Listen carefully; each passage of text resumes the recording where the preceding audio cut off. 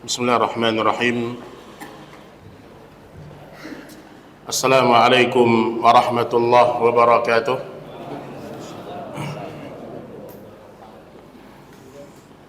Alhamdulillahi rabbil alamin. Wa bihi nasta'inu ala umuri dunya waddin. Wassalatu wassalamu ala ashrafil anbiya wal mursalin wa ala alihi wa sahbihi wa man sara ala nahjih wa tamassaka bi sunnatihi ila yaumiddin. Ya ayyuhalladzina amanu taqullaha haqqa tuqatih wa la tamutunna illa wa antum muslimun.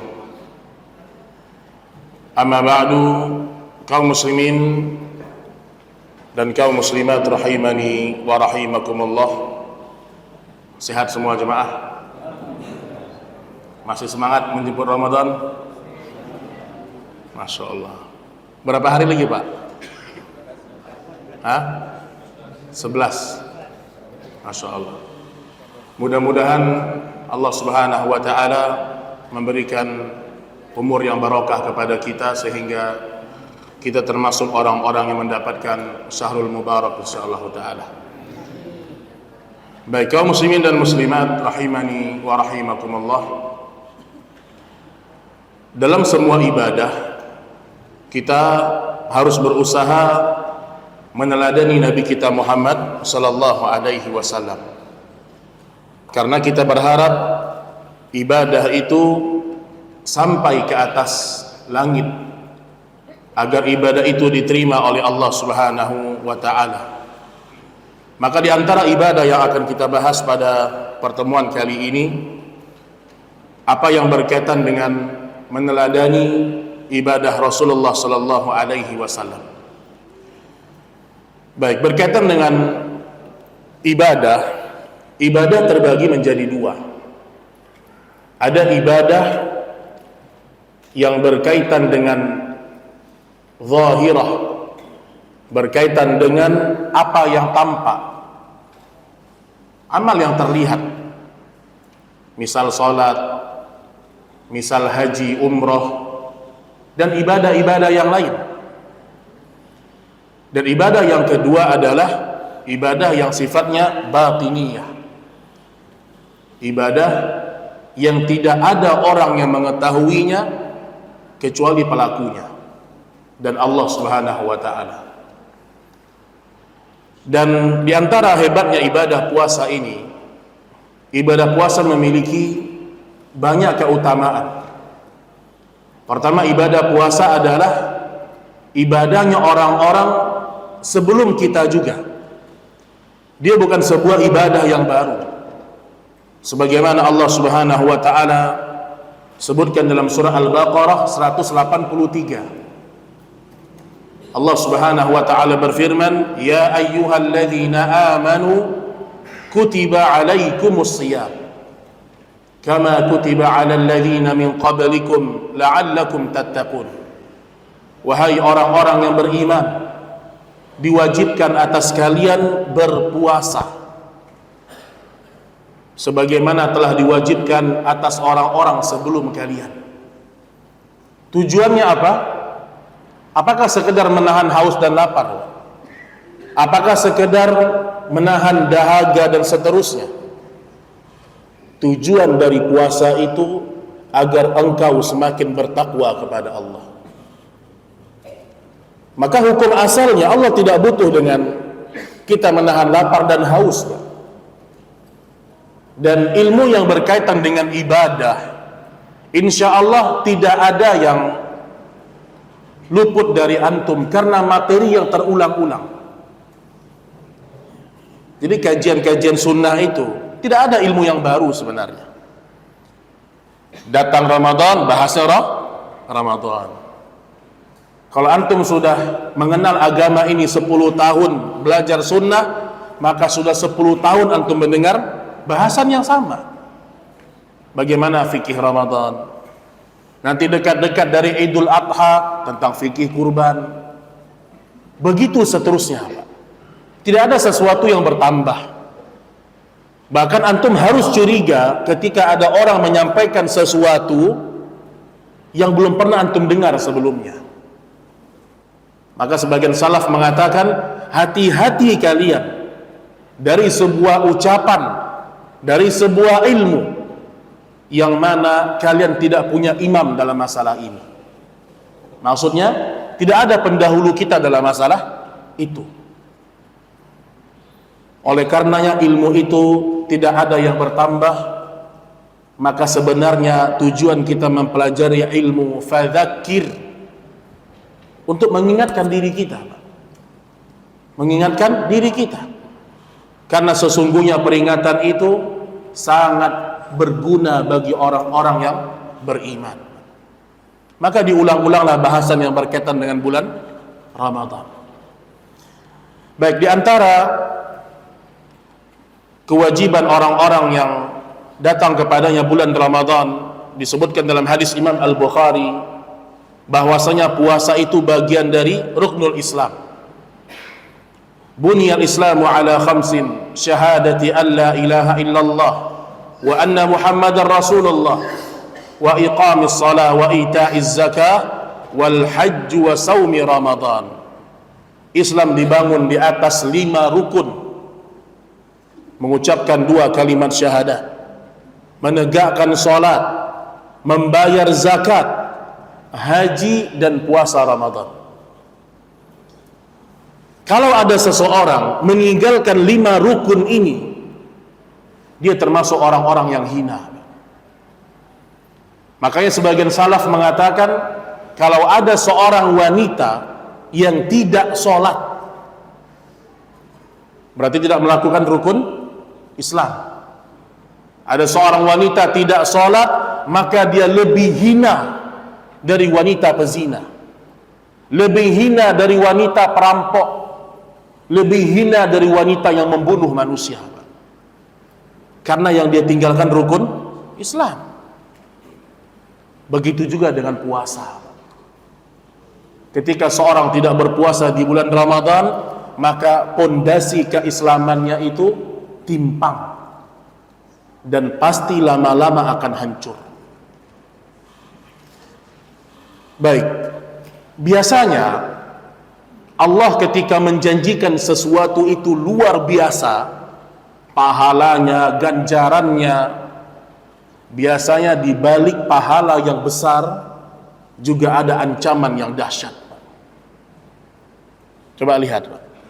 Ada ibadah luar biasa pahalanya yang Allah janjikan, pasti ancamannya juga luar biasa. Lihat orang-orang yang namimah misalnya, menjaga lisan. Kata Nabi Shallallahu Alaihi Wasallam, aku menjamin surga bagi seorang hamba yang dia bisa menjaga lisan dan kemaluannya. Surga ganjarannya. Sehingga apa ancamannya? Dalam sebuah riwayat disebutkan bahwasanya Nabi pernah bermimpi melihat 2 orang. Kemudian 2 orang ini membawa Nabi Shallallahu Alaihi Wasallam kepada seseorang yang sedang terlentang. Kemudian orang ini tiba-tiba dirobek semua mulutnya sampai ke tengkuknya,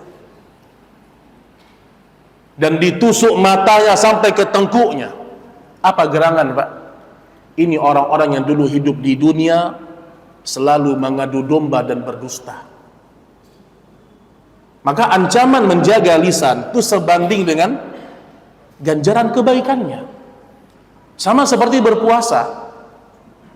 Di antara beberapa keutamaan puasa, Nabi Shallallahu Alaihi Wasallam menyebutkan dalam hadis riwayat Imam Al-Bukhari, fil jannah thamaniyah abwab, di surga itu ada 8 pintu, fiha babun yusammu rayyan, di dalamnya ada sebuah pintu yang bernama Rayyan, la yadkhuluhu illa shaimun, tidak ada yang masuk ke dalam pintu itu kecuali orang-orang yang dulu berpuasa karena Allah, puasanya.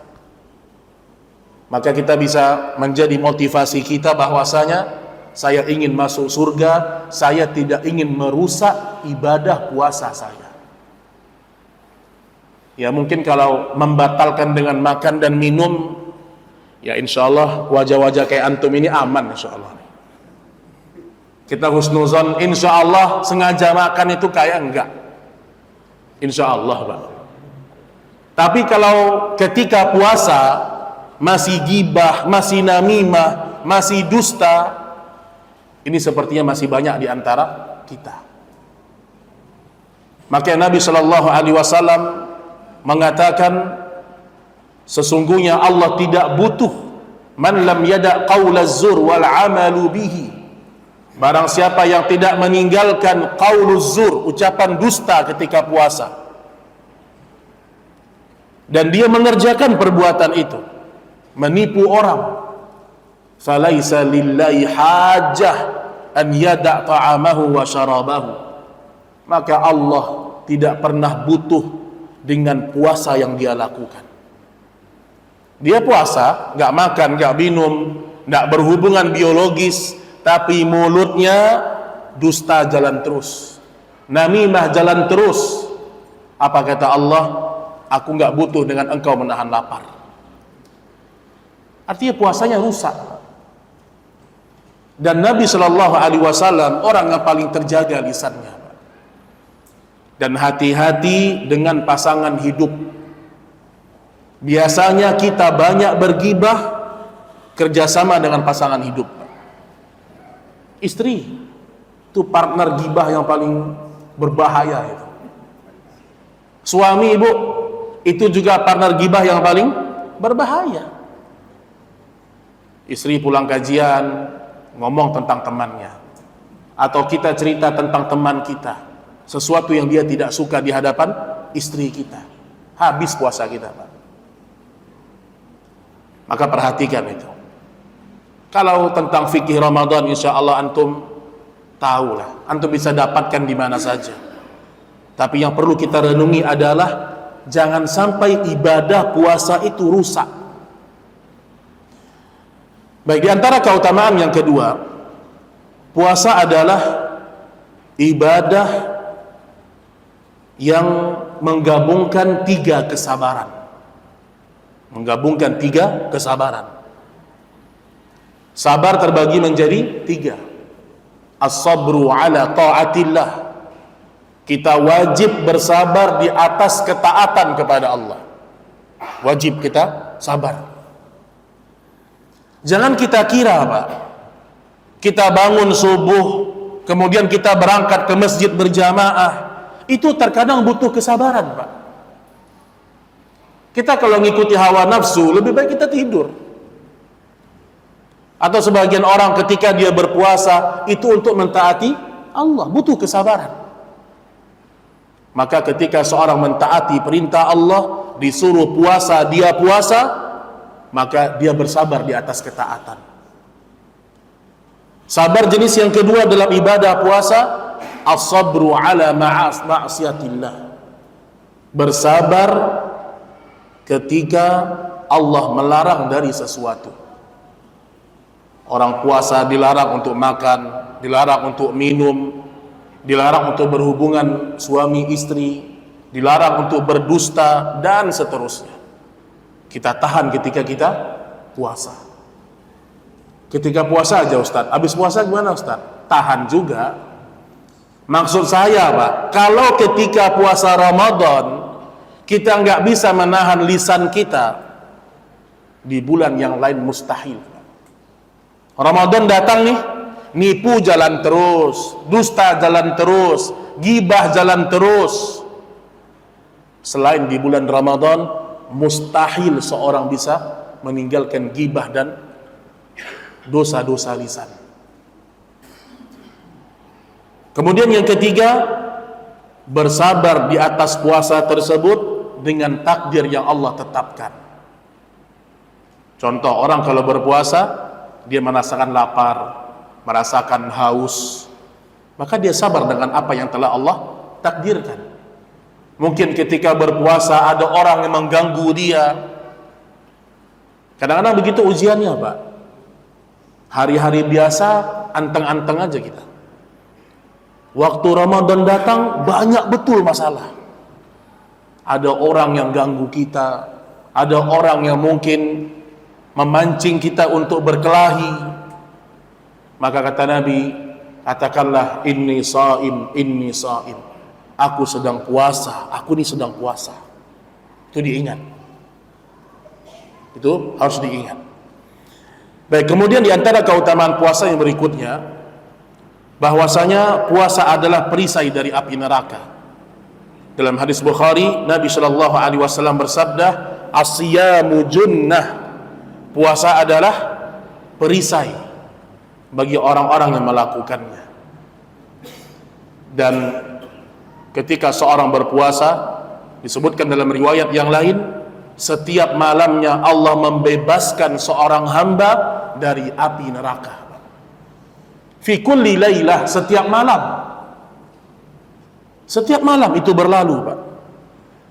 Makanya hadis yang selalu kita dengar, hadis tentang 3 doa malaikat Jibril yang diaminkan oleh Nabi Shallallahu Alaihi Wasallam.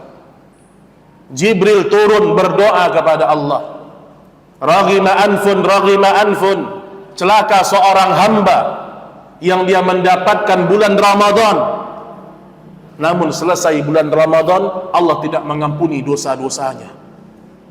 Nabi mengatakan, amin, celaka orang ini. Kemudian kata malaikat Jibril, celaka seorang hamba yang mendapatkan ayah ibunya masih hidup, tidak membuat dia masuk ke dalam surga. Nabi mengatakan amin. Dan celaka seorang hamba ketika disebutkan namamu ya Muhammad, mereka tidak berselawat kepadamu. Amin, kata Nabi.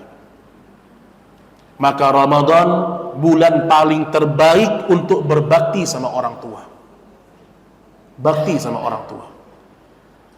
Sebagian orang, Pak, tidak bisa membedakan bulan yang penuh dengan rahmat ini, Pak.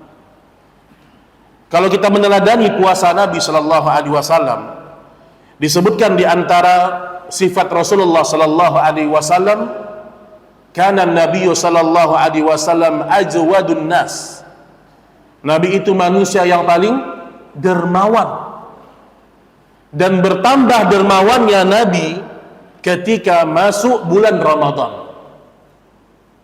Dan kedermawanan Nabi Sallallahu Alaihi Wasallam itu seperti bahkan lebih halus dari angin yang bertiup. Dermawan sekali di bulan Ramadan. Maka kalau kita bicara dermawan, kita bicara orang tua kita nomor 1. Orang tua. Dan berbakti kepada kedua orang tua itu ketika hidup dan ketika mati. Tapi banyak anak yang tidak mengerti bagaimana berbakti sama orang tua setelah orang tua wafat. Banyak nggak ngerti, Pak. Sebagian anak dia sibuk dengan foto orang tuanya. Orang tua sudah meninggal, foto bapaknya dicetak sama dia, dimasukin ke album, atau yang lebih parah lagi dia gantung di rumah-rumahnya, dihiasi fotonya, kemudian nangis-nangis lihat bapaknya difoto.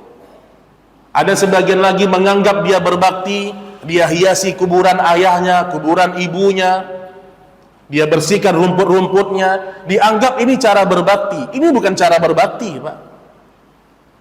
Bapak kita yang sudah meninggal, ibu kita yang sudah meninggal tidak butuh dengan semua itu.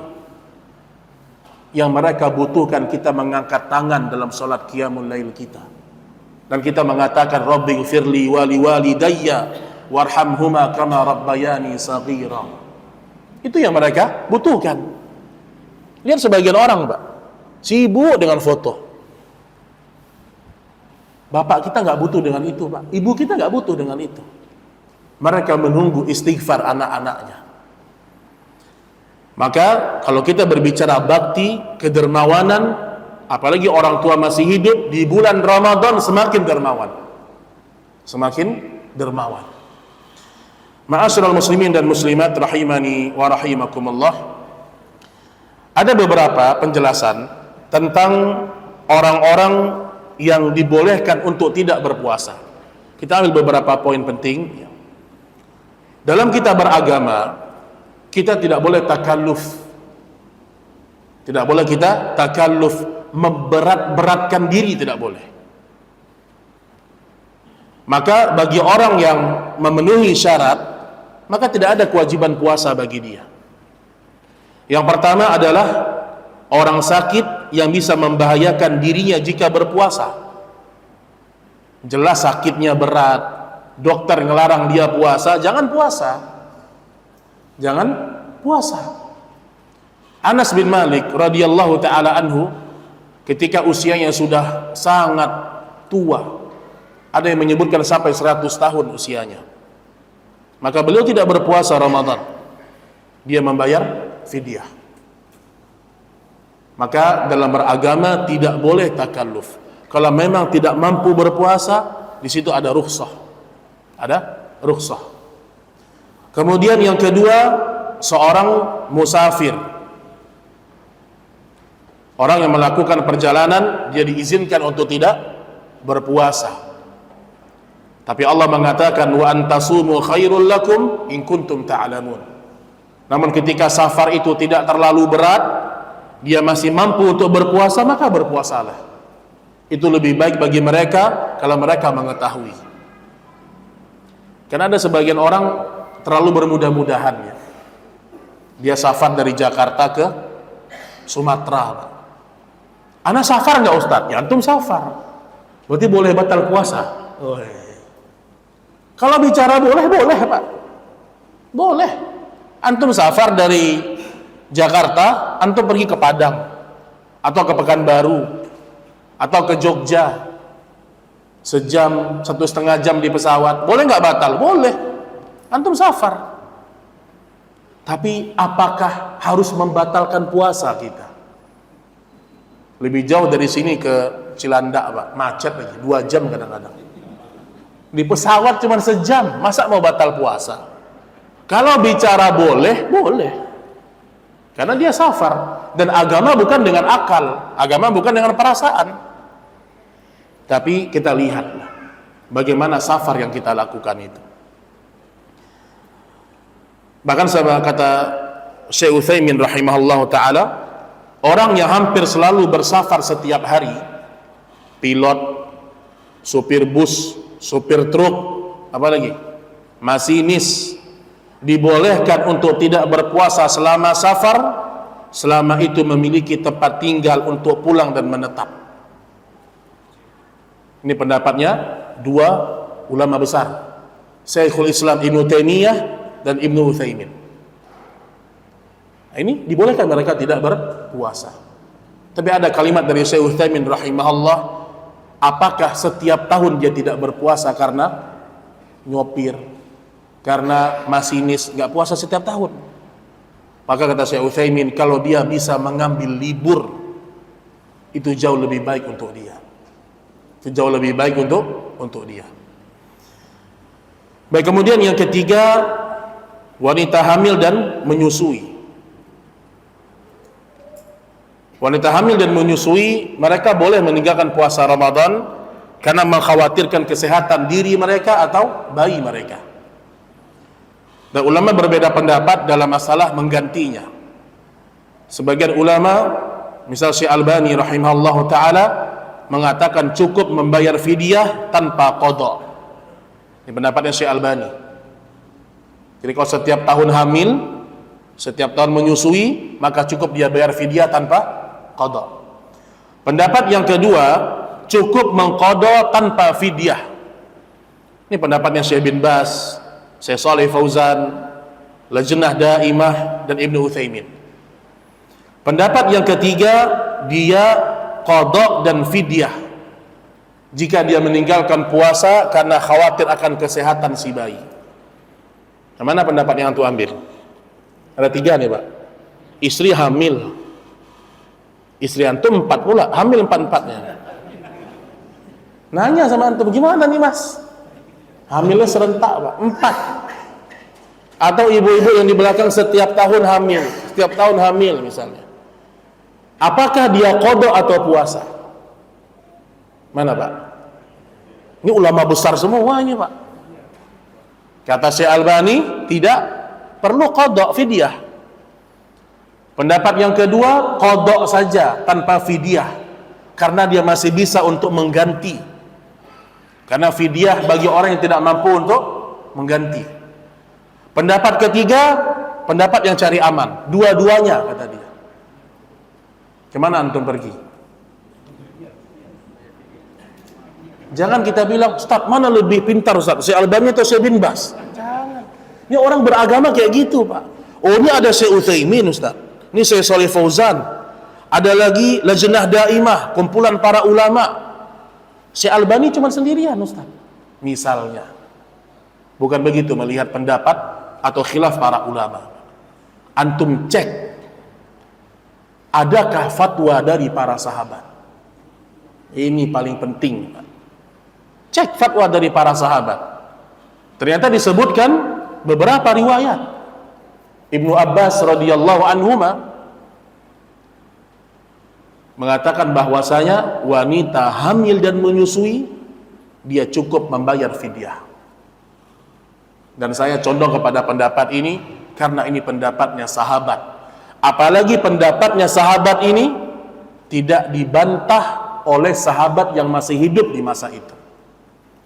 Ya, masalah fikih masing-masing bisa kita berbeda pandangan, apalagi masalah furu'iyah.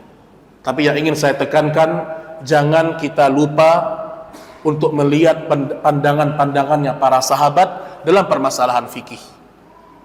Maka ada tafsir Ibnu Mas'ud, ada tafsirnya Abdullah bin Abbas, kita rujuk ke situ. Kita rujuk ke situ. Baik. Kemudian pembahasan yang berkaitan dengan meneladani Nabi Shallallahu Alaihi Wasallam, kita ingin lihat beberapa amalan yang dilakukan oleh Rasulullah Shallallahu Alaihi Wasallam di bulan Ramadan. Yang pertama adalah puasa itu sendiri. Secara fikihnya insya Allah antum sudah tahu lah, sudah banyak membahas bagaimana sunnah berbuka. Berbuka bagaimana sunnahnya, Pak? Berbuka dengan yang manis atau dengan kurma, Pak? Hah? Tersebar hadis palsu kan? Berbukalah kalian dengan yang manis. Akhirnya kurma nggak laku, es cendol durian, Ustaz. Ini hadis palsu, Pak. Berbukalah dengan yang manis, nggak ada hadisnya. Yang benar apa? Berbuka dengan kurma. Kebetulan kurma itu manis, tapi bukan semua yang manis. Pertama dengan rutab, kurma yang basah. Kemudian tamar, kurma yang kering. Kemudian dengan air kalau tidak ada. Dan di situ ada pahala sendiri, Pak. Ada orang nggak suka dengan kurma dia, tapi cobalah minimal dia gigit kurma untuk berbuka, supaya dia mendapat pahala dalam mengamalkan sunnah Nabi Shallallahu Alaihi Wasallam. Ana juga gigit, Ustaz. Apa yang antum gigit? Rokok, Ustaz. Masya Allah. Ada orang buka pakai rokok, Pak. La haula wala quwata illa billah. Nah, ini perlu kita ingat ya. Ya, sunnah-sunnah puasa antum sudah tahu. Baik, di antara amalan yang disebutkan oleh dalam beberapa dalil yang sahih, Nabi memperbanyak salat malam. Memperbanyak salat malam. Dalam hadis Bukhari, Rasulullah sallallahu alaihi wasallam bersabda, "Man qama ramadhana imanan wa ihtisaban, ghufira lahu ma taqaddama min dhanbi." Barang siapa yang berdiri menunaikan salat di bulan Ramadan, Allah mengampunkan pahala-pahala yang telah lalu. Salatnya dengan iman, mengharapkan pahala dari Allah. Nah, salat malam sampai disebutkan Umar bin Khattab radhiyallahu taala anhu, beliau ketika datang bulan Ramadan, kalau sudah masuk di tengah malam, beliau membangunkan keluarganya dan beliau mengatakan as-salah, as-salah. Kemudian beliau membaca firman Allah dalam surat Thaha 132. Allah Subhanahu wa taala berfirman, wa'mur ahlaka bis-salati wastabir 'alaiha la nas'aluka rizqa nahnu narzuquk wal 'aqibatu lit-taqwa. Dan perintahkanlah keluargamu untuk mendirikan salat dan bersabarlah dalam mengerjakannya.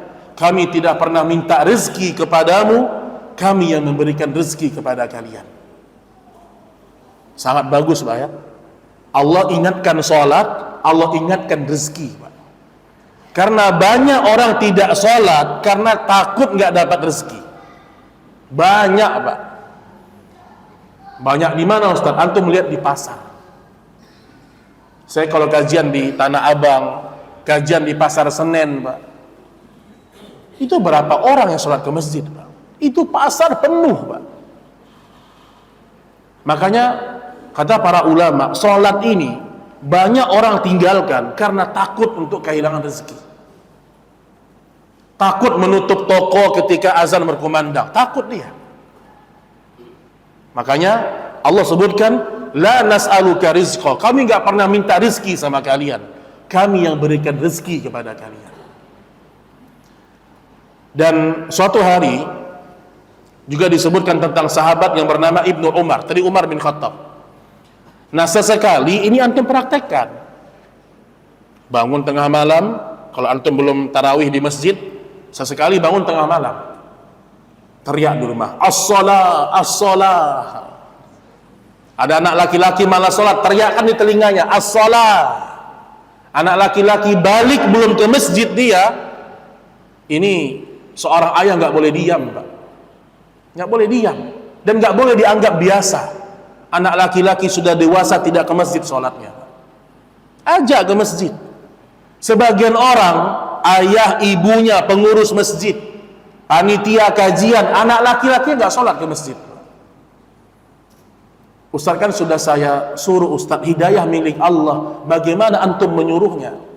Ancam, perintahkan. Apa bahasa Allah kepada Nabi Shallallahu Alaihi Wasallam ketika disuruh mendakwakan keluarga? Wa anzir ashiratakal aqrabin. Ya Muhammad, ancamlah, peringatkanlah keluargamu akan Allah Subhanahu wa Ta'ala. Jadi kalau anak kita belum mau sholat ke masjid, jangan kita diam. Apalagi pakai istilah sekali menyuruh gugur kewajiban, yang kedua, ketiga, keempat sunat. Ini kaidah dari mana ini Pak? Saya dengar ada lagi ustadz yang ngomong seperti itu, dan ternyata dia juga nggak jelas gitu. Apa kata dia? Kita kalau nyuruh orang sekali aja, udah gugur kewajiban kita. Kita punya anak gadis, dia belum mau pakai jilbab, kita suruh sekali, udah gugur kewajiban kita di akhirat. Nanti yang kedua, yang ketiga sunat. Subhanallah, Nabi Nuh alaihissalam, inni da'utu qaumi lailan wa nahara, aku mendakwakan kaumku siang dan malam. Nabi Muhammad mendakwakan pamannya Abu Talib sampai dekat dari kematiannya. Iya, hidayah milik Allah, tapi kita disuruh berikhtiar Pak. Sampai capek kita, letih kita menyuruh anak itu dekat kepada Allah, kita punya hujah di hadapan Allah. Kita punya hujah. Di Ramadan anak masih pacaran, belum mampu kita berdakwah kepada anak kita. Karena saya nggak sekali dua kali Pak, melihat sebagian teman-teman yang sudah ngaji, anaknya pacaran, dia bilang apa? Ya gimana lagi ya Ustadz, udah zamannya. Udah ngaji nih Pak, jenggotnya segini ya. Mana iman, mana rasa, subhanallah. Dan ini kita khawatir menjadi suami-suami yang dayuth kita. Mendiamkan anak kita, membiarkan mereka bermaksiat, apalagi di bulan Ramadan. Nabi Shallallahu Alaihi Wasallam mengancam Fatimah, anaknya langsung. Ketika orang-orang Quraisy tahu bahwasanya Muhammad ini agamanya kalau mencuri potong tangan, orang-orang Quraisy.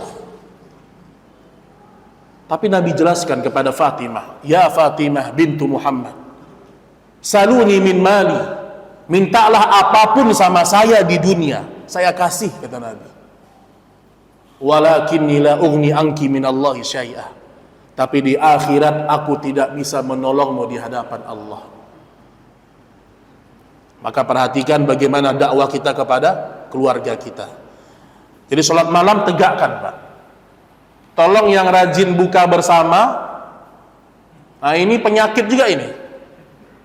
Nabi sunnahnya buka bersama di rumah Nabi. Itu sunnah yang sebenarnya. Bukan hari ini alumni ini buka puasa Senin. Ramadan kedua buka puasa lagi.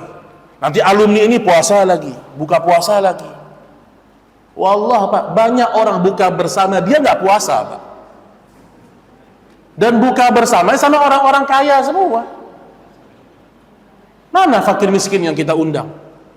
Yazid bin Qais, dia mengatakan selama 30 hari aku tidak pernah berbuka puasa kecuali di hadapanku ada 500 anak-anak yatim dan fakir. Setiap berbuka ada 500 anak-anak yatim yang dia undang. Lihat buka bersama zaman kita gimana Pak? Lihatlah yang terjadi. Kadang-kadang sebagian ibu-ibu nggak tahu malu, udah pakai cadar, udah jilbab besar, foto-foto, nanti mukanya di blur. Apa ini Bu? Kita manhaj salaf ini Pak udah mulai rusak sekarang Pak. Ustadznya suka selfie, jemaahnya makin selfie lagi. Saya bukan mengatakan kita ini banyak perkembangan, tidak Pak. Antum lihat sebagian akhwat-akhwat bercadar, pakai jilbab besar, tapi senang selfie-selfie, foto-foto, nongkrong-nongkrong di coffee, foto, yang satu pamer bajunya, satu pamer tasnya. Rusak dakwah itu Pak.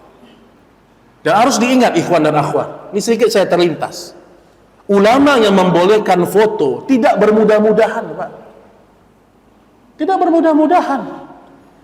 Karena ulama masih khilaf apakah foto itu bagian dari makhluk hidup atau tidak. Itu khilaf para ulama. Yang membolehkan mengatakan secara darurat. Darurat. Kebutuhan dokumentasi. Bukan kayak sekarang. Bukan kayak sekarang Pak. Foto-foto bermudah-mudahan. Ustadznya suka foto, akhirnya jemaah terbiasa moto-moto ustadz. Kita nggak bisa pungkiri itu Pak. Saya pernah bertanya kepada Syekh Bashar, salah seorang ulama di Yaman. Saya tanya, Syekh, apa sebenarnya hukum foto ini sih? Bukan video ya, tapi foto ya. Kata Syekh, kalau kita bicara masalah fikih maka terjadi khilaf. Tapi yang satu ingin saya katakan, jangan sampai kita suka foto-foto yang tidak ada faedahnya. Ternyata di akhirat kita termasuk dalam hadis Nabi Shallallahu Alaihi Wasallam, hidupkan ruh ini, hidupkan. Kan itu ancamannya Pak. Ancaman bagi orang yang menggambar, di akhirat Allah suruh dia menghidupkan apa yang dia gambar. Nah, dikhawatirkan foto itu bagian dari menggambar. Maka kalau tidak terlalu darurat, kurangi foto-foto. Kalau tidak terlalu darurat. Antum lihat aja ulama, ada nggak ulama foto-foto Pak? Ulama yang membolehkan foto, ada nggak mereka foto-foto? Kecuali orang yang foto dari jauh, atau video mereka dijadikan foto. Ini keteladanan para salaf. Kehati-hatian dalam beragama, walau kita tidak mengatakan mutlak secara haram, mutlak tidak. Apalagi para wanita misalnya. Itu perlu diingat jemaah sekalian, rahimani wa rahimakumullah. Azan? Sudah. Cepat kali maghrib ini ya, Masya Allah.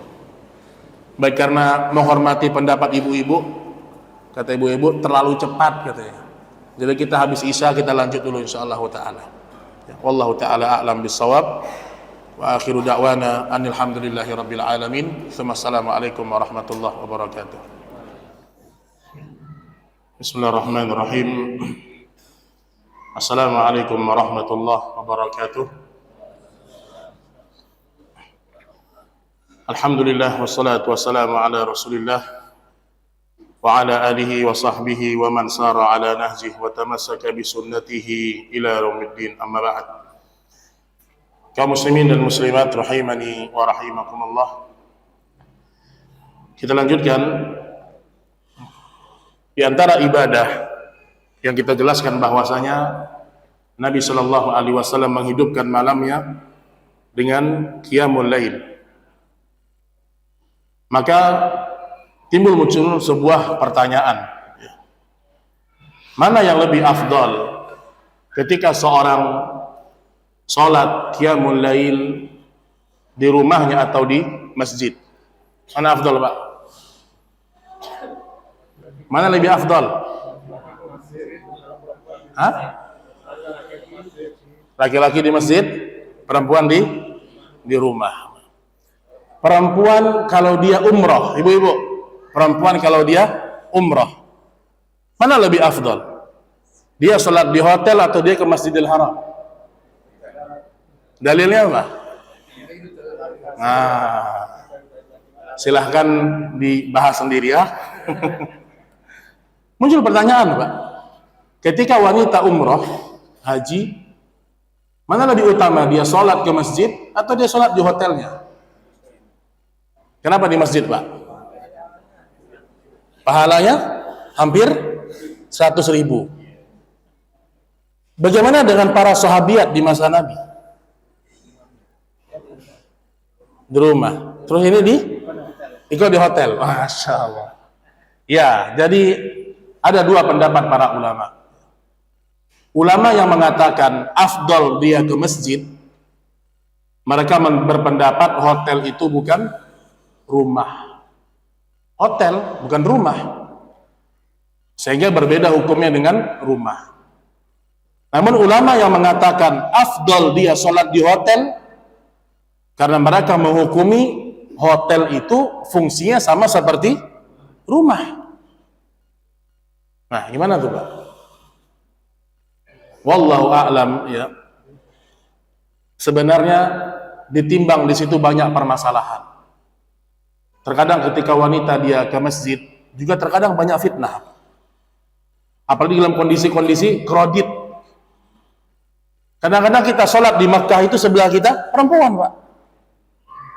Fitnah. Maka kalau kita berbicara boleh maka boleh, namun jangan pernah lupa menimbang permasalahan-permasalahan lain yang terkadang itu juga bagian dari syariat. Namun sebagian masyayikh mengatakan dia lebih baik ke masjid karena keafdolan masjid. Karena keafdolan masjid. Wallahu a'lam bissawab. Baik, berkaitan dengan salat tarawih Nabi Shallallahu Alaihi Wasallam. Pertama di antaranya, tarawih ini hukumnya sunnah muakkadah. Dia tidak lebih tinggi daripada salat wajib, itu ingat.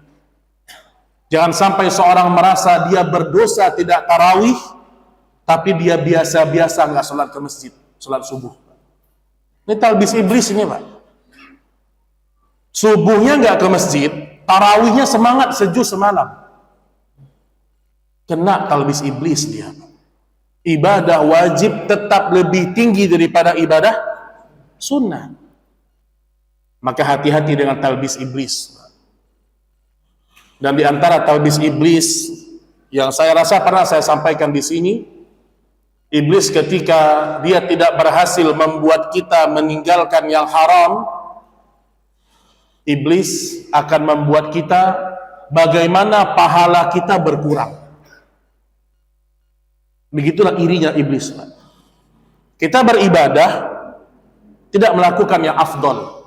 Contoh, ketika ada sebagian wanita 5 waktu di masjid, berdosa nggak, Pak? Enggak. 5 waktu, saya berkata 5 waktu ya. Apalagi muncul perasaan saya kalau di masjid lebih khusyuk, Ustaz. Talbis iblis itu. Karena iblis ingin Anda mendapatkan pahala sedikit. Karena Nabi mengatakan rumah-rumah wanita itu lebih baik daripada masjid. Sama juga seperti sholat sunnah qabliyah ba'diyah. Saya beberapa kali jemaah nanya sama Ustaz ini gak pernah qabliyah ba'diyah Ustaz? Atau qabliyah Ustaz? Anak qabliyah di rumah. Membiasakan itu.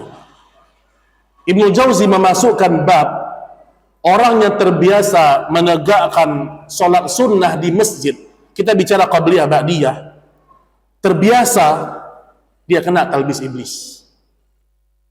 Iblis telah berhasil membuat dia memilih ibadah yang biasa daripada yang afdol.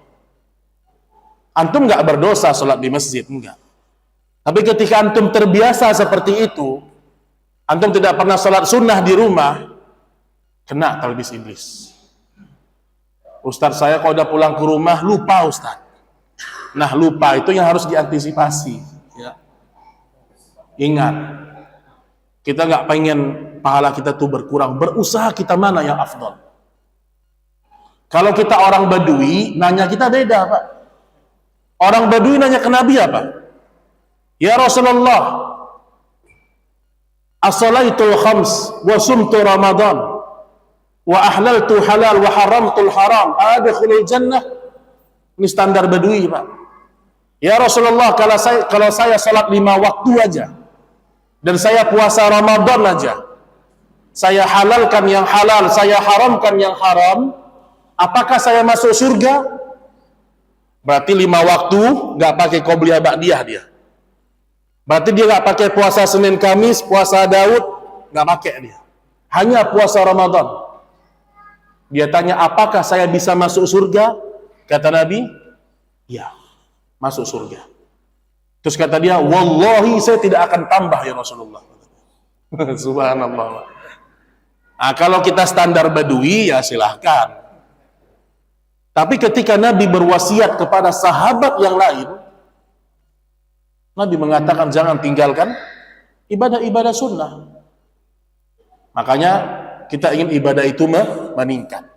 Maka sholat malam, jangan kita sholat itu asal sholat malam.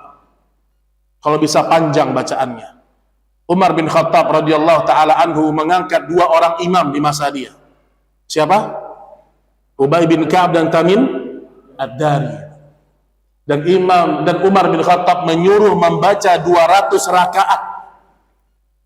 200 rakaat. Dan dalam permasalahan sholat sunnah itu haknya imam. Dan tidak perlu minta pendapat jamaah sebenarnya.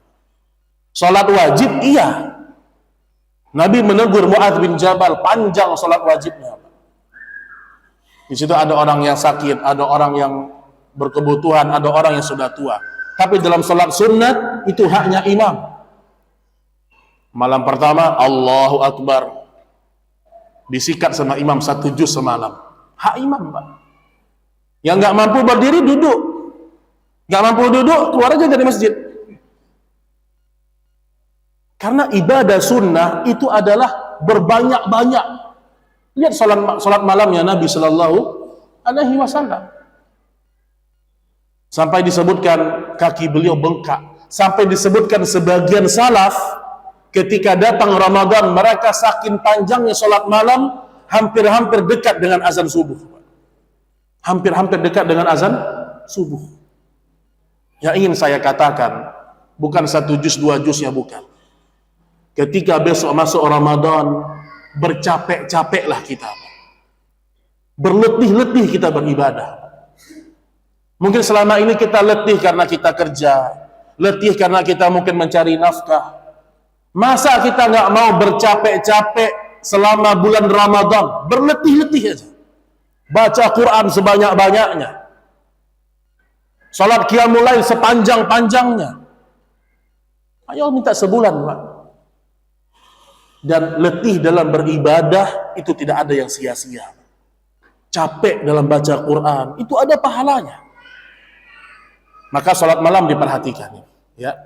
Saya tidak membahas fikihnya, tapi saya ingin mengingatkan bahwasanya sholat malam ini diantara da'bus sholihin. Antum bisa lakukan di masjid, antum bisa lakukan di rumah. Sesekali di masjid, sesekali di rumah. Menghidupkan sunnah Nabi, sholat juga di rumah. Apalagi kalau misalnya antum bisa sholat malam lama dengan istri dan anak-anak. Oh, kalau Nurul Islam pendek cuma setengah jam misalnya. Saya pengen di rumah dengan istri saya, anak-anak saya, sholat sejuz semalam. Kenapa? Boleh. Boleh, Pak.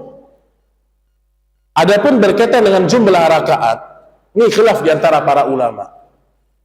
Syekh Albani rahimahullah mengatakan lebih daripada 11 tidak ada contoh. Makanya ulama yang mengatakan Nabi sholat hanya 11 rakaat, mereka mempertanyakan riwayat Umar bin Khattab sholat 23 rakaat. Itu di cross check lagi riwayatnya itu. Sahih atau tidak? Karena mustahil Umar bin Khattab menyelisihi Nabi Shallallahu Alaihi Wasallam. Maka sebagian para masyayikh atau melihat di kota Mekah dan Madinah habis 11 rakaat mereka keluar pulang. Karena memang Nabi tidak pernah lebih daripada 11 atau 13 rakaat. Karena kalau kita katakan sholat tarawih boleh sebanyak-banyaknya, ini kacau Pak. Nanti ada yang tarawih 60 rakaat, nanti ada yang 70 rakaat, nanti ada 40 rakaat. Bersandar dengan dalil sholatul lail masna masna. Sholat malam dua.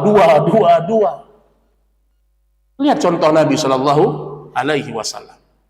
Sebagian ulama yang bijak mereka mengatakan, andaikan ada riwayat 23 ini sahih, maka yang paling penting bukan jumlahnya saja, tapi lama berdirinya. Wa antum 11 rakaat dah afdol. Saya 23 rakaat, tapi 10 menit Pak. Apa rakaat banyak-banyak? 11 rakaat panjang, itu yang paling bagus. Dan itu sholat malamnya Nabi selesai, keluar dari khilaf. Ibunda Aisyah mengatakan, aku tidak pernah mengetahui Nabi lebih daripada 11 rakaat. Ya, walaupun dalam masalah ini Syekh Albani berselisih dengan banyak ulama Arab Saudi. Syekh Albani rahimahullahu ta'ala. Namun Syekh Albani tidak mengeluarkan kalimat-kalimat sesat, ini orang bodoh, enggak. Ini murni menjelaskan kebenaran. Ya, itu begitu kita dalam belajar.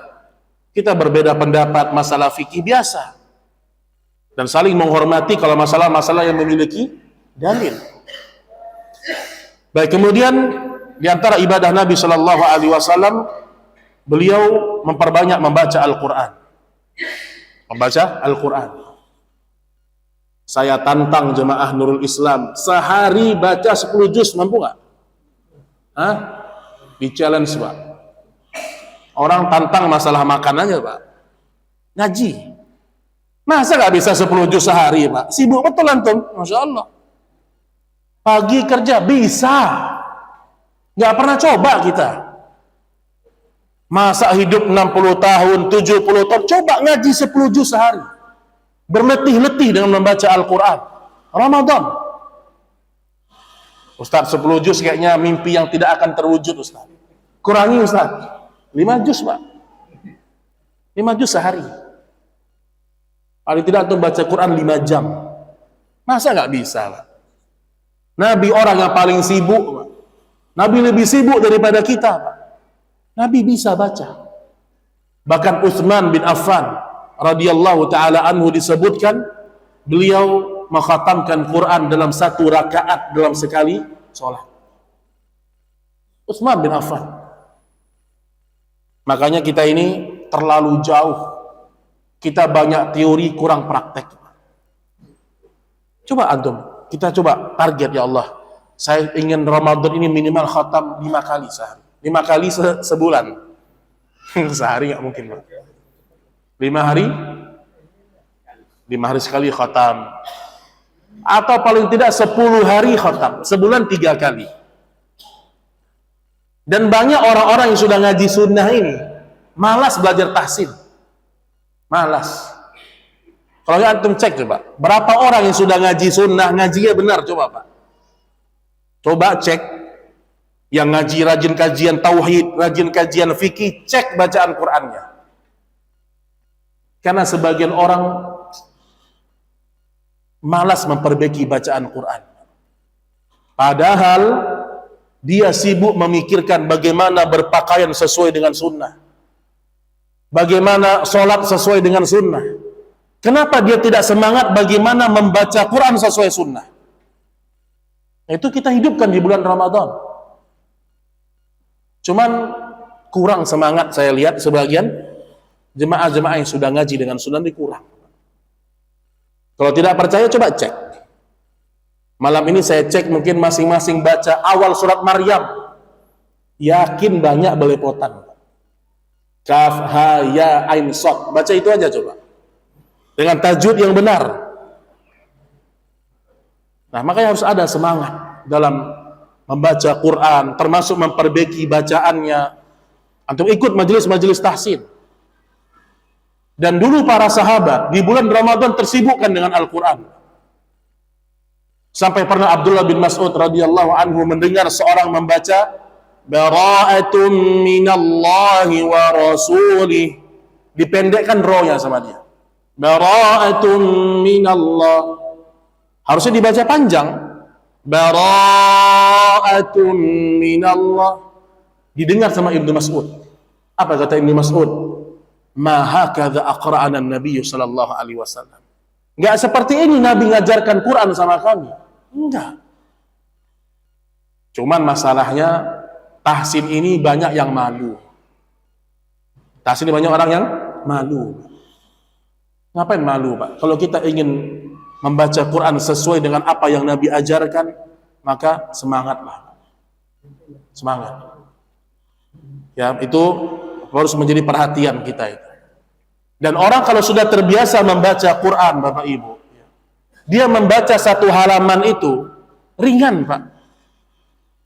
Karena matanya terbiasa. Tapi kalau orang jarang baca Quran, satu halaman kayak maraton, Pak. Innalladzina kafaru. Capek, Pak. Jarang ngaji. Harusnya kita itu, kalaupun tidak hafal, tapi kita ngaji lancar. Karena kita sudah terbiasa dengan Al-Quran. Makanya bulan Sya'ban, hadza syahrul qurra. Ini bulannya para pembaca Al-Quran. Gimana kita menikmati bacaan Quran kita? Kita dengar bacaan kita aja malas.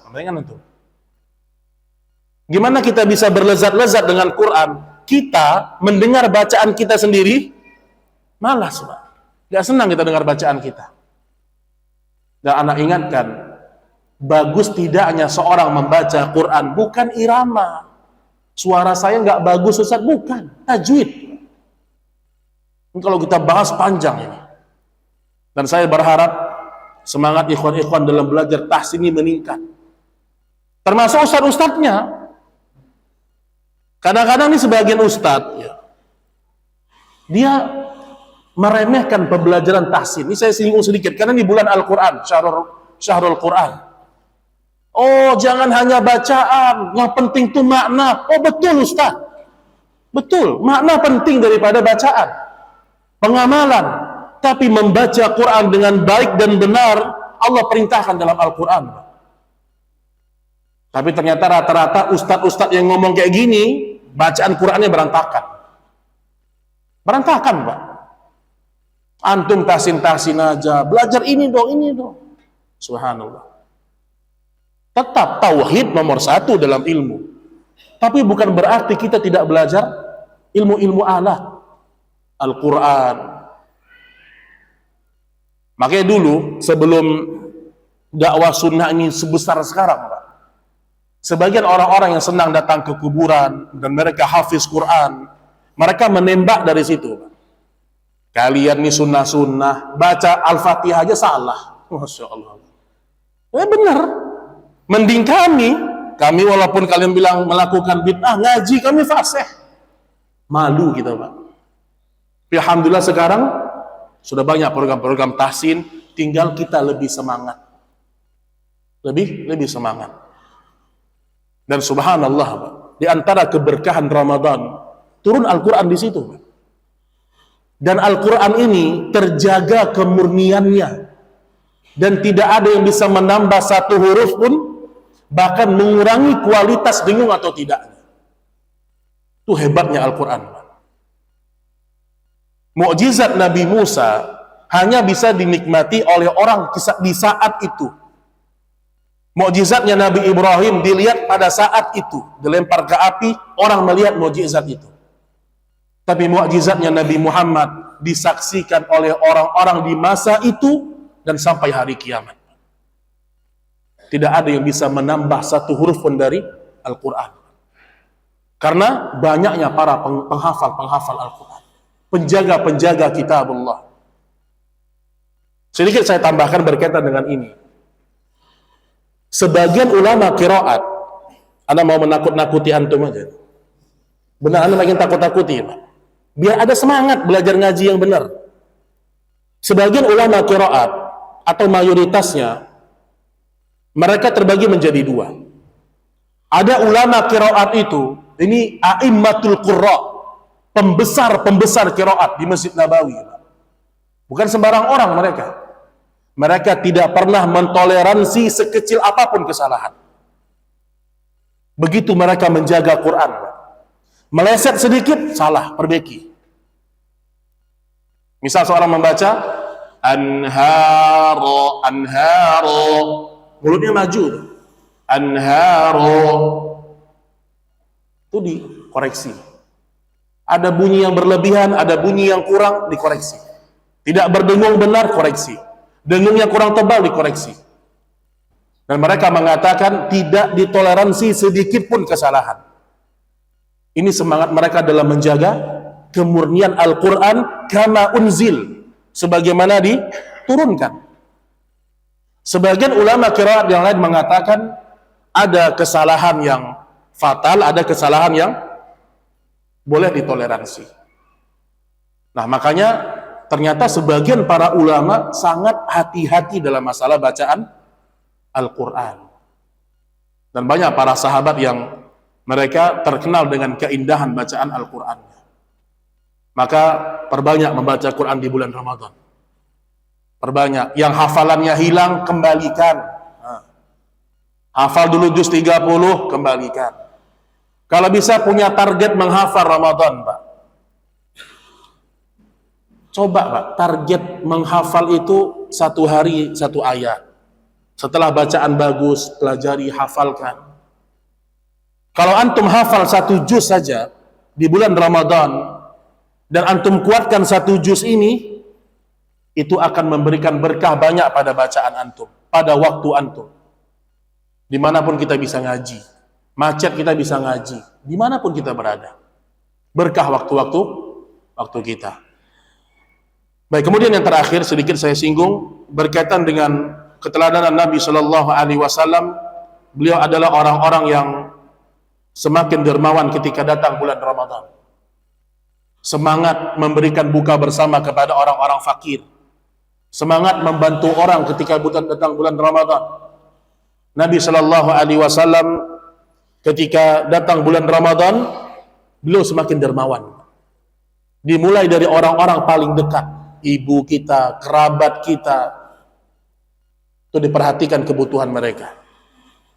Kalau bisa antum pergi ke satu tempat yang susah, entah di situ hidup orang-orang fakir, bilang 30 bulan buka puasa saya yang tanggung. Hebat itu, Pak. Hebat itu, Pak. Antum cari janda-janda miskin, cari yang susah mereka. Apa kata Nabi? As-sa'i 'alal armalah kal mujahid fi sabilillah. Orang-orang yang menyantuni para janda yang miskin seperti mujahid di jalan Allah. Mereka berpuasa seperti orang yang berpuasa tidak pernah membatalkan puasanya, terus puasa. Dan seperti orang yang sholat malam sepanjang malam suntuk. Itu pahala orang yang menafkahi orang-orang fakir. Cari, Pak, ibu-ibu yang sudah tua, janda, kasihan, bantu. Jangan yang masih muda terus. Antum yang muda terus antum cari. Yang udah tua, susah, apalagi anaknya tidak menanggung dia, bantu. Nabi Shallallahu Alaihi Wasallam akhlak itu. Manhajus salaf, orang yang paling perhatian kepada saudaranya. Itu manhajus salaf. Makanya perlu diingat, datang Ramadan bertambah kedermawanan kita. Bertambah, Pak. Wallahu a'lam bissawab. Ini yang bisa kita sampaikan pada pertemuan ini. Kalau ada pertanyaan sebelum kita akhiri, dipersilahkan jemaah. Ya, silakan, Pak.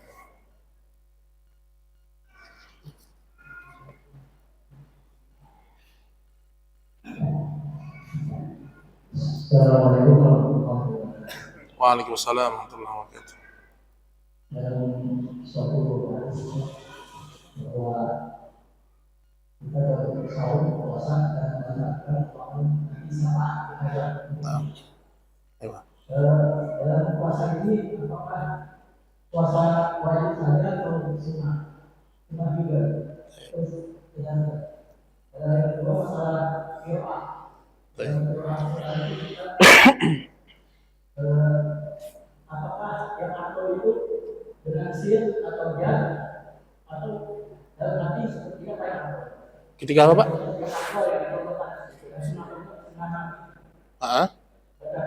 Ya. Sesuai sin atau ya. Oh, dalam kondisi biasa ya? Oh, baik. Baik. Waalaikumsalam warahmatullahi wabarakatuh. Baik, berkaitan dengan syafaat orang-orang yang berpuasa, Nabi Shallallahu Alaihi Wasallam tidak menyebutkan itu puasa apa. Lafaznya umum. Al-Quran wasiyam yasfa'ani yaumal qiyamah. Al-Quran dan puasa mendatangkan syafaat di hari kiamat. Yaqulul Quran, berkata Quran, ya Rabb, berilah syafaat kepada fulan karena dia telah menahan kantuknya karena membacaku. Maka berkata puasa di hari kiamat, ya Rabb, berilah syafaat kepada si fulan karena di siang hari dia telah menahan lapar dan hausnya. Makanya ahlul Quran itu orang yang selalu berpuasa. Rajin dia berpuasa, seorang ahlul Quran. Paginya dia puasa, malamnya dia menghidupkan dengan Al-Quran. Jadi dia puasa sunnah dan puasa wajib ya. Wallahu a'lam bishawab. Adapun yang kedua, ketika kita membaca Al-Quran ya, apakah kita keraskan atau sir ya. Hukum asalnya ketika seorang berzikir tidak keras dan tidak kecil ya, hukum asalnya seperti itu. Dan tergantung antum membacanya kapan. Kalau antum membacanya ketika pembelajaran tahsin, sedang dites sama guru, wajib lantangkan suara, Pak. Makanya orang biasanya gagal memperbaiki bacaan kalau ngajinya itu pelan. Kata ustadznya, bismillah, itu susah itu, Pak. Itu susah. Orang kalau ngajinya nih nggak mau dia buka suaranya, susah dia untuk fasih, susah. Apalagi huruf-huruf isti'la, huruf-huruf yang harus diangkat dalam membacanya. Saya teringat dulu, saya punya seorang guru, dia mengajarkan huruf isti'la. Ini huruf-huruf yang diangkat ketika membaca. Itu benar-benar dicontohkan dengan suara yang keras. Jadi kalau dalam pembelajaran tahsin, antum lantangkan suara, ya, lantangkan suara. Yang kedua, tapi dalam membaca Quran di masjid, misal dalam kondisi ada orang yang sedang baca Quran, sedang sholat di sebelah, jangan terlalu keras. Jangan terlalu keras. Karena kata Nabi Shallallahu Alaihi Wasallam, masing-masing kalian sedang bermunajat kepada Allah. Dan Rabb kalian bukanlah Rabb yang tidak bisa mendengar. Jadi kita tetap baca, tapi tidak terlalu keras. Dan juga bukan dalam hati, bukan. Termasuk dalam sholat, zuhur, asar, itu kita baca, mulut kita bergerak. Bukan dalam hati, Pak. Kenapa? Dalilnya apa? Para sahabat melihat jenggot Nabi bergerak-gerak di sholat-sholat sir. Jadi ada suara yang keluar, ya. Ada mulut yang bergerak. Itu namanya zikir. Termasuk membaca Al-Quran. Jadi juga nggak boleh teriak-teriak, juga nggak boleh teriak-teriak. Ya secukupnya, sedengar kita itu sudah sesuai dengan adab-adab seorang pembaca Al-Quran. Wallahu a'lam bissawab. Baik, masih ada? Jarak antara azan pertama dan kedua ketika di bulan Ramadan bagaimana? Ya, sebenarnya Nabi menjelaskan bukan jarak. Yang Nabi ambil di situ, yang Nabi jelaskan adalah azan pertama itu untuk membangunkan orang-orang yang sholat malam. Dan azan yang kedua menunjukkan terlarangnya orang untuk makan dan minum, masuknya waktu subuh. Adapun jarak wallahu a'lam mungkin bisa 1 jam atau 2 jam ya. Atau mungkin setengah jam, Pak. Ya. 1 jam sampai setengah jam kurang lebih ya. Tidak ada nas yang tegas mengatakan sekian-sekian, tidak ada. Tapi lebih kepada untuk apa azan pertama, untuk apa azan kedua. Wallahu a'lam bishawab. Ya, silakan, Pak. Mengenai takaluf, Ya. kan sekarang ini musim hujan ya, Pak. Masya Allah ya. Yang masuk hujan yang seperti apa yang masuk ke takaluf itu, Pak? Kemudian kan biasanya kalau yang hujannya hujan itu imam ada yang melangsungkan dari maghrib langsung isya gitu, Pak. Iya. Apakah seperti apa hujan yang seperti apa Ustaz yang masuk ke Kategori takalluf itu. Baik. Ya, berkaitan dengan masalah takalluf, ya. Sebenarnya kita tidak boleh bermudah-mudahan juga dalam masalah agama. Dan tidak boleh terlalu memberat-beratkan diri. Sebelum saya jawab, ada orang di masa Nabi, dia sedang menggendong ayahnya berdua, Pak. Ayah sudah tua, dipapah sama dia. Kata Nabi, ma balu hadza? Ada apa dengan kalian? Kata anaknya, ayah kami bernazar kepada Allah kalau mau berangkat ke masjid jalan kaki. Kemana-mana jalan kaki, itu nazar ayahnya. Kemudian Nabi mengatakan sallallahu alaihi wasallam, Allah tidak pernah suka melihat hal yang seperti ini, memberat-beratkan diri. Kemudian Nabi menyuruh dua orang sahabat ini atau dua orang anak ini untuk membawa orang tuanya dengan kendaraan. Sama kayak sebagian orang, kita bilang ke jemaah umroh, udahlah Pak, Bapak pakai skuter aja deh. Udah tua Pak. Udah tua, pengemosi lagi. Aduh, susah itu Pak. Udah tua, suka marah. Waktu dia mau tawaf, Bapak kan sakit Pak. Bapak tawafnya pakai skuter aja. Kan duitnya ada. Enggak Ustaz, saya masih kuat, semangat. Padahal dia sakit Pak. Dan akhirnya apa? Dia nggak menikmati tawaf dia. Ini saya punya pengalaman, bawa jemaah. Dari bandara dan saya perhatikan, oh ini gawat ini. Dia sudah tua tapi pemarah Pak. Dia umroh dengan keluarganya. Oh ini saya tandain ini. Saya suruh dari awal Bapak pakai skuter aja. Karena setiap dia marah, dia ngomong kotor, ngomong keras. Ternyata terjadi ketika tawaf kakinya diinjak orang. Ngomong kotor depan Ka'bah Pak. Memaksakan diri. Akhirnya emosi nggak menikmati tawafnya. Mending naik skuter, singit, muter, dan selesai. Makanya orang kalau sudah takalluf akan rusak ibadahnya itu. Nggak ada kenikmatan, nggak ada kekhusyukan. Nah, berkaitan dengan hujan, ya, berkaitan dengan hujan, wallahu a'lam, sebagian disebutkan dalam riwayat sampai para sahabat itu merasakan lumpur di kaki-kaki mereka. Ya, namun sebagian ulama mengatakan tidak. Asal sudah hujan, maka berlaku rukhsah. Berlaku rukhsah. Terjadi khilaf di antara para ulama. Maka antum lihat aja dan jujur sama Allah, Pak. Penting kejujuran sebenarnya. Hujan hari, kalau memang antum lihat, oh, masih bisa saya ke masjid. Apalagi ada mobil. Mobil cuma dipakai untuk keurusan dunia, ke masjid nggak dipakai, Pak. Kalau untuk ke kantor, oh sakit saya nggak bisa. Kalau ke masjid, berat. Nah, selama kita merasa masih ringan bagi kita, berangkatlah. Dan lihat bagaimana dulu para sahabat berjuang menegakkan agama itu dilihat.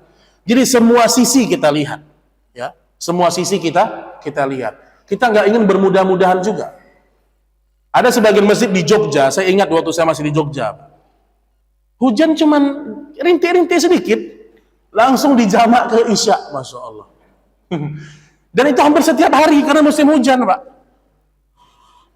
Ya, ada pendapat yang mengatakan memang hujan turun, maka tidak boleh kita rukhsah. Tapi hati-hati dari bermudah-mudahan. Wallahu a'lam bis-shawab.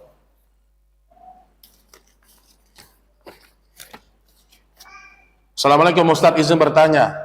Apakah ada riwayat hadis yang menjelaskan mengqadha salat untuk wanita haid? Misal haid berhenti di waktu maghrib lalu mandi dan salat maghrib kemudian dia mengqadha salat asar. Gimana nih Pak? Qadha haid. Ya saya tahu ada sebagian ustadz kita yang menjelaskan ya dan cenderung ingin menyalahkan pendapat yang lebih rajih. Jadi kalau misalnya seorang wanita, jangankan maghrib Pak, zuhur, asar, zuhur dia masih haid, ternyata asar dia bersih.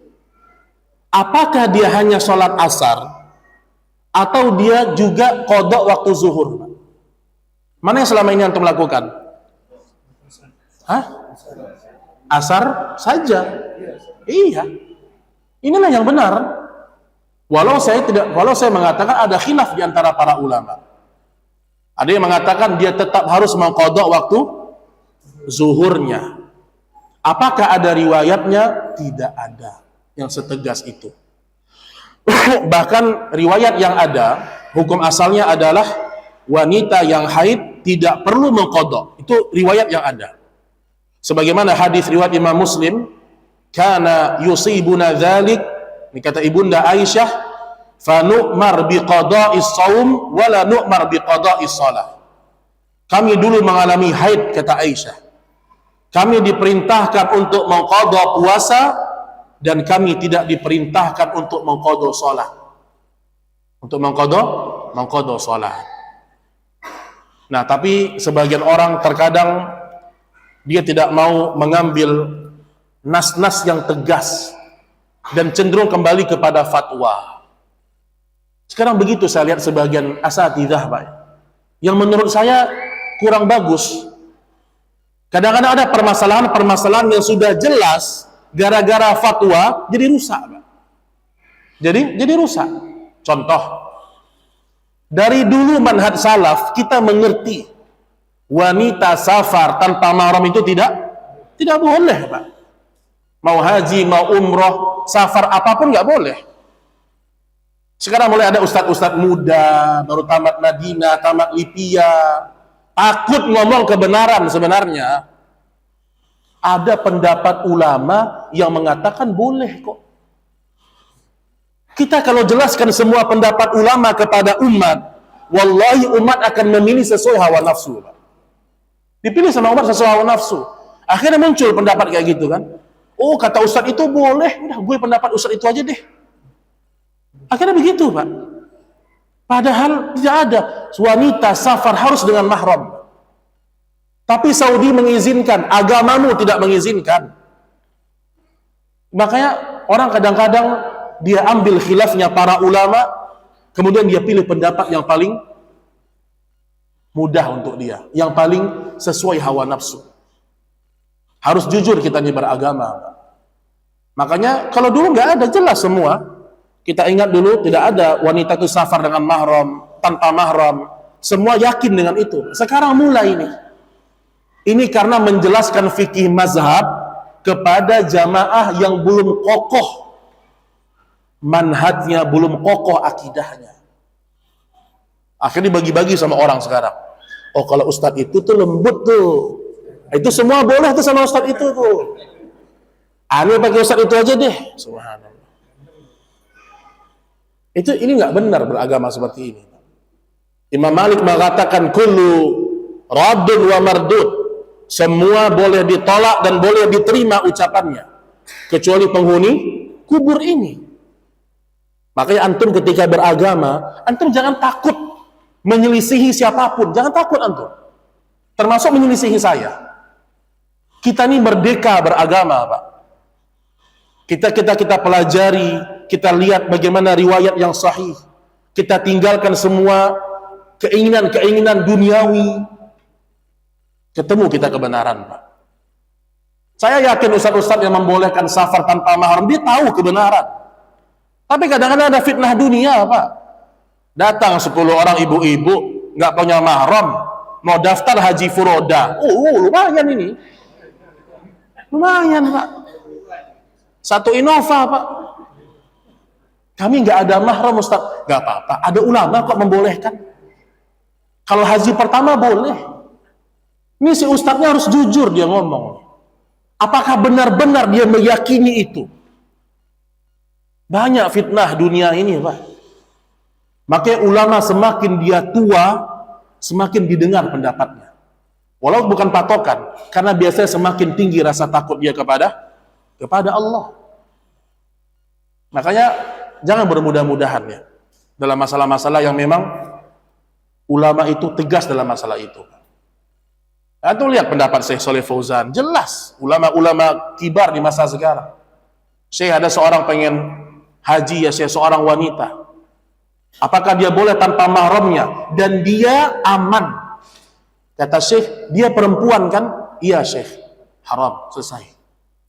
Nggak banyak ngomong, nggak banyak khilaf-khilaf ini, dalil selesai. Begitu kita beragama. Sekarang enggak, kita ditakut-takuti dengan sosok. Ditakut-takuti dengan sosok, Pak. Oh, Ustadz itu membolehkan, ini membolehkan. Subhanallah. Nah, itu sering itu sering. Maka saya katakan kepada antum, ya, antum bebas, tapi ingat, kullu nafsin bima kasabat rahinah. Setiap jiwa mempertanggungjawabkan di hadapan Allah. Maka seorang dai itu jangan dia terbawa perasaan. Ada seorang suami istri, Pak, dia dokter, coba. Ini kita sampai subuh insya Allah ya. Ini dia sebentar, dia dokter, Pak, biar kita mengerti ini. Mereka ini ditugaskan sebenarnya berangkat haji dan umroh tahun ini sebagai petugas dari negara. Ya, dia petugas lah gitu kan, tugas haji. Tapi dia menyogok, Pak. Dia sogok 20 juta, naik dia duluan, dia berangkat. Tapi hatinya nggak tenang. Ustadz, kami udah dapat kursi, Ustadz. Tinggal besok kami mau bayar 20 juta, kami berangkat, Ustadz. Sampai itu suami istri nangis, Pak. Saya selesai ngisi kajian di Nurul Iman waktu itu di Blok M. Dia bilang, boleh nggak saya berangkat, Ustadz? Kami pengen haji. Oh, nangis, Pak. Itu kalau kita ikuti perasaan, udahlah Pak, Bapak kan haji, nanti taubat di Mekah, kan bisa. Tapi nggak mungkin kita ngomong itu, Pak. Saya bilang, kalau antum haji, ingin berkah, ingin berpahala, antum tinggalkan semua itu. Antum ke Baitullah menyelisih apa yang Nabi sampaikan. Terus Ustaz, kami tinggalkan, saya bilang. Setelah itu, akhirnya, walhamdulillah, dia mungkin merenung-renung lagi, dia nggak berangkat. Makanya, biasanya perbuatan dosa itu ada sesuatu di hati. Maka dia ngadu, berkeluh kesah dia. Nggak tenang dia karena menyogok berangkat haji. Sama kayak visa ziarah, itu sama itu. Visa ziarah, atau orang yang berangkat umrah, kemudian dia nggak pulang-pulang, kemudian dia haji. Itu dia menyelisihi aturan syariat. Ya wallahu a'lam bisawab. Kembali kepada hal yang tadi, dia tidak perlu untuk mengqadha apa yang sudah lewat dari sholatnya. Dia cukup sholat pada hal yang waktu apa dia bersih, itu yang benar. Jadi pendapat Syekh Muhammad bin Shalih Al-Utsaimin rahimahullahu taala. Baik, mungkin cukup ini sudah satu lagi ya. Assalamualaikum Ustaz, untuk wanita karena menginginkan jika sholat tarawih diberi pahala sholat semalam suntuk, apakah fadilah itu lebih baik di dalam sholat sendirian atau di rumahnya? Ya, wanita apapun yang mereka lakukan di rumah dari sholat itu tetap jauh lebih baik. Misal begini, berarti kami wanita nggak dapat dong Ustaz langkah kaki ke masjid kalau kami sholat di rumah. Kan logikanya ya Pak. Nabi mengatakan orang kalau ke masjid, satu langkah menghapuskan dosa, satu langkah mengangkat derajat. Berarti kami yang di rumah nggak dapat Ustaz. Atau sebagian wanita dia berpikir sholat syuruk misalnya, kalau dia mensohhikan riwayat sholat syuruk, karena sebagian ulama mendhaifkannya. Kata para wanita, berarti kami nggak dapat keutamaan haji sempurna, nggak sholat syuruk, karena kami nggak sholat subuh berjamaah di masjid. Maka ingat apa yang Nabi sampaikan, rumah-rumah mereka lebih afdal daripada masjid. Berarti mau langkah kakinya tidak ada, tetap lebih utama di rumah. Maka nggak perlu khawatir seorang wanita ketika dia tidak melangkahkan kakinya ke masjid. Bahkan ada sebuah kisah, saya lupa, seorang sahabiat ketika Nabi mengatakan salatmu di kamarmu itu lebih afdal daripada salatmu di ruang tengah rumahmu. Tadi dia sering ke masjid, Pak. Dia senang salat di belakangnya Nabi.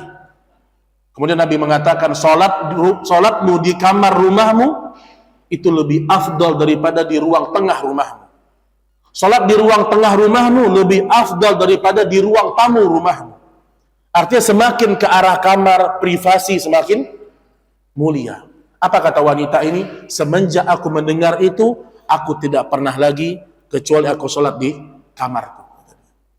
Bukan berarti tidak boleh, tapi beginilah praktek di masa para sahabiat. Dan cenderung mengurangi ikhtilat, Pak. Kalau dulu di masa Nabi, Nabi menyediakan pintu khusus untuk para wanita. Selesai sholat berjamaah, wanita keluar duluan. Itu di masa Nabi. Di masa kita, waduh susah. Di mana-mana kita banyak ikhtilat. Maka kita banyak-banyak istighfar kepada Allah Subhanahu wa Ta'ala. Baik, ini yang bisa kita sampaikan pada pertemuan ini. Oh, tambo cie, coba sulah.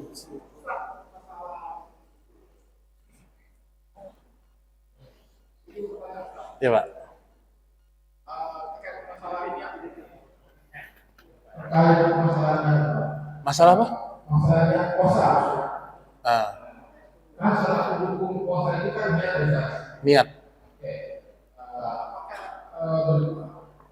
Wajib niat itu dilakukan di malam hari karena yang wajib Pak. Satu ya semua. Apakah pas malam pertama kita sudah niat untuk hari? Nah, penjelasannya. Baik. Apa yang Bapak maksud dengan niat di sini, Pak? Niat hati atau berbicara? Niat hati. Baik. Baik, pertama, seorang tidak mungkin melakukan sesuatu kecuali dia berniat sebelumnya. Maka ketika kita ingin puasa Ramadan, itu pasti sudah ada niat. Ya, kita bangun sahur itu sudah ada niat puasa Ramadan. Jadi tidak perlu juga kita itu kayak merenung sebentar, saya berniat puasa. Nggak perlu juga. Ketika datang bulan Ramadan, kita sudah persiapan, kemudian kita terdengar syiar-syiar Ramadan, datang waktu sahur kita puasa, kita makan sahur, itu sudah niat. Dan tidak perlu juga kita berniat sampai saya niat puasa sebulan penuh. Apalagi dilafazkan. Intinya, kalau itu sudah ada niat di hati kita muncul saya mau puasa, sekarang juga sudah muncul nih niat. Ramadan besok saya akan puasa. Maka tidak perlu kita mengulang-ulang, Pak. Kenapa jemaah? Di sini ada sebuah poin penting. Karena ada sebagian orang bermasalah dalam niat was-was, Pak. Saya ada kenal seorang jemaah, semoga Allah memberikan petunjuk kepada beliau ya. Kena penyakit was-was, Pak. Kasihan, Pak. Was-was. Dia kalau wudhu bisa sampai berjam-jam. Dia merasa belum bersih. Ketika dia sholat, dia merasa ketika dia tidak ikhlas, dia batalkan sholatnya. Dia sholat lagi, Pak. Terasa tidak ikhlas, dia batalkan sholatnya. Was-was, Pak. Ketika tidak khusyuk, dia batalkan sholatnya. Dan ini kalau kita biarkan terus, akan merembet kemana-mana. Makanya ketika kita sudah berniat, cukup, udah. Saya puasa, cukup, udah. Karena tidak mungkin kita melakukan sesuatu kecuali ada niat di hati. Ya sekarang antum ke masjid tadi ada niat nggak di rumah? Niat. Enggak, Ustaz, tiba-tiba sampai sini, Ustaz. Nggak ada itu, Pak. Itu orang gila itu, Pak. Hanya orang gila yang melakukan sesuatu tanpa niat. Nah, jadi intinya Bapak Ibu, kalau puasa wajib berniatlah. Tapi kalau puasa sunat, niatnya boleh ketika di siang hari, ketika kita belum makan dan belum minum. Itu dua hal yang berbeda. Karena Nabi pernah dia berniat ketika sudah siang hari, pagi hari, ketika mengatakan Aisyah tidak punya makanan. Langsung dia berniat puasa, sunat. Tapi puasa wajib ya dari sekarang, dari subuh kita sudah berniat sebelum subuh. Dan tidak perlu dilafazkan. Nanti biasa itu ada tuh Pak, sebagian imam-imam masjid, selesai tarawih, langganan Pak. Asumu sauma ghadin. Nanti jemaah baca asumu sauma ghadin, itu enggak perlu. Tidak perlu melafazkan niat dalam kita puasa, dalam kita sholat, karena Allah ingin kemudahan untuk kita. Allah ingin kemudahan untuk kita. Ya wallahu a'lam bissawab. Satu tadi Pak, satu pertanyaan kan? Udah ya, satu pertanyaan. Tuh. Baik, cukup insyaallah pada pertemuan ini. Mudah-mudahan Allah Subhanahu wa taala mengampuni segala kesalahan kita dan semoga Allah senantiasa mencurahkan kepada kita nikmat dan kasih sayang-Nya. Subhanakallahumma wa bihamdik asyhadu an la ilaha illa anta astaghfiruka wa atubu ilaik. Assalamualaikum warahmatullahi wabarakatuh.